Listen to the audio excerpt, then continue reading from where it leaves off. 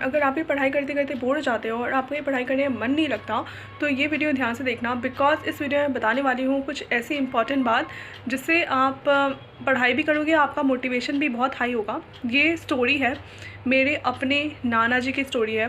तो मेरे नाना जी homeopathic doctor हैं और उनकी ये जर्नी काफ़ी ज़्यादा मतलब सिंपल नहीं थी। देखो क्या हुआ था, जब मेरी मम्मी छोटी थी तो मेरी मम्मी को एक बहुत बड़ी बीमारी हो गई थी, राइट। तो उस समय पे जो आसपास के गांव होते हैं, मैं बिहार से बिलोंग करती हूँ, सो आसपास के गांव होते हैं, उन वहाँ पे डॉक्टर्स की कमी होती है। डॉक्टर्स गांव में काम करना प्रेफर नहीं करते हैं, राइट। तो उस टाइम पे मेरे नाना के गांव में वहाँ पर कोई भी डॉक्टर अवेलेबल नहीं था। इसकी वजह से नाना जी को खुद पढ़ाई करना पड़ा और नाना जी खुद एक बुक खरीद कर लेके आए होम्योपैथिक मेडिसिन का, और वहाँ पे उन्होंने ए टू जेड पढ़ाई किया, सब कुछ देखा, जो बीमारी है उसके बारे में देखा, सब कुछ पढ़ा खुद से ही, ठीक है। नाना जी उस टाइम पर गवर्नमेंट जॉब भी करते थे, उसके साथ साथ उन्होंने पढ़ाई की। सोचो उन्होंने कितना ज़्यादा स्ट्रगल किया होगा, ठीक है। उसके बाद क्या हुआ, उन्होंने इतनी पढ़ाई की क्योंकि मेरी मम्मी आई थिंक 2-3 महीने तक बीमार थी, बहुत ज़्यादा परेशान थी।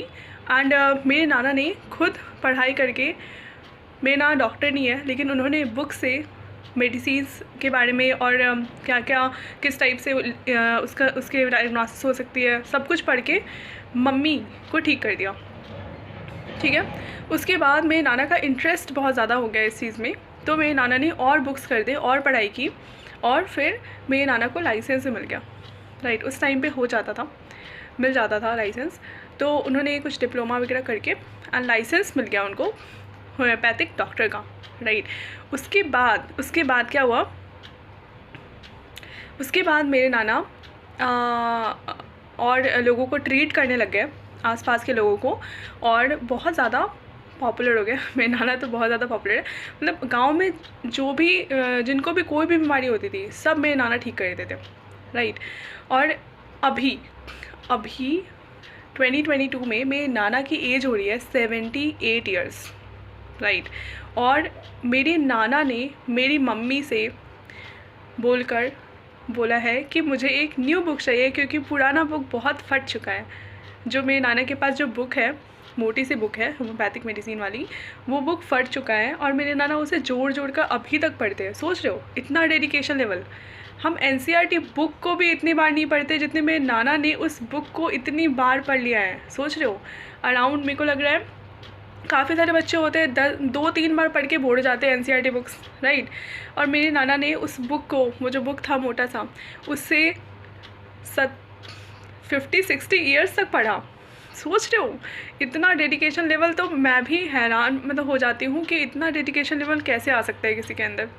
हम 2-3 साल पढ़ के बोर हो जाते हैं और और सोचते हैं ओ माय गॉड मेरे से तो कुछ हो ही नहीं पाएगा, मैं तो डॉक्टर बनने लायक ही नहीं हूँ। और मेरे नाना ने कुछ पढ़ाई लिखाई कुछ नहीं किया डॉक्टरी का, बट उन्होंने खुद से पढ़ के मेडिसिन के, ऐसा कौन सोच सकता है। सोचो, क्या आपने सोचा था कि अब अगर मेडिकल MBBS हो नहीं पाया तो खुद से ही पढ़ने का ट्राई करें, थोड़ा देखने का ट्राई करें किस टाइप से कौन से बीमारियां कहाँ पे ठीक होती हैं।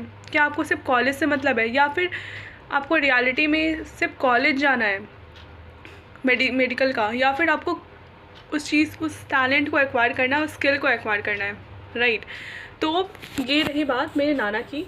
और मेरे नाना अभी 78 ईयर्स के हैं और मेरी मम्मी से बुक फ्लिपकार्ट पे बोला है उन्होंने कि एक बुक मुझे भिजवाओ, एंड वो अभी पढ़ेंगे। मेरे नाना को बहुत सारी बीमारियां हैं, उनके जो बेड होते हैं ना सब दवाइयों से भरे हैं, उनकी जो रूम है वो सब मेडिसिन से भरी है, हर चीज़ का दवाई है उनके पास। और अभी भी वो न्यू चीज़ों को देख रहे हैं, बिकॉज उनके पास सब अपना ट्रीटमेंट करवाने आते हैं। अभी भी बहुत पुराने वहाँ पे जो लोग थे वो ट्रीटमेंट करवाने आते हैं और मेरे नाना उन्हें ठीक भी कर देते हैं। तो इसलिए मेरी नाना को एक न्यू बुक चाहिए, पुरानी बुक फट गई है, तो उसमें जो भी लिखा था वो दिख नहीं पा रहा है, मेरी नाना पढ़ नहीं पा रहे हैं अभी। सो इसलिए मैं आप लोग को बताना चाह रही हूँ कि इतना डेडिकेशन लेवल जब आप में होगा तो आप कुछ भी कर सकते हो, राइट। सो आपको बस इतना ही डेडिकेशन लेवल चाहिए एंड पढ़ाई करते रहो। Thank you so much and bye. मैं जा रही हूँ नाना के लिए बुक्स भेजने। बाय।